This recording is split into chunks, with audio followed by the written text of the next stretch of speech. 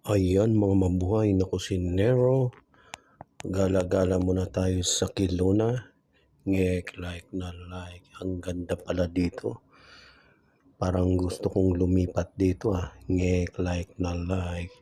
Tingnan ninyo ang paligid mga mabuhay na kusinero. Ang ganda-ganda, di ba? Oh, ang linis, walang tambay. Nakita naman ninyo. Oh, panalong panalo mga mabuhay na kusinero. Parang walang taong lumalabas ngek, like na like. Siguro mga tao rin dito ay puro trabaho. Tingnan ninyo, wala talaga. Basta kami, gala ng gala lang ngayon. Welcome to Kelowna. Ngek, like na like. Ayan tingnan nyo.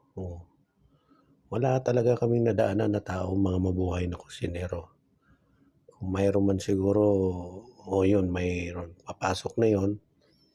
Pero wala talaga makikita dito.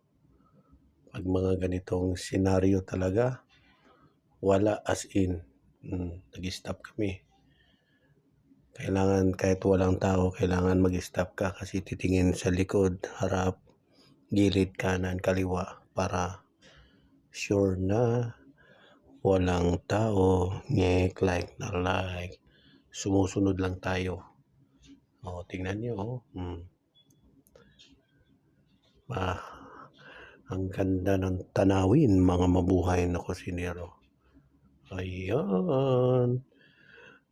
Gala-gala pa more. Tingnan ninyo yung view. Iiwan muna ninyo yung mga stress at mag-travel kayo mga mabuhay na kusinero para sulitin ang everyday, every moment, every single day. Ano ba yun? English na yun.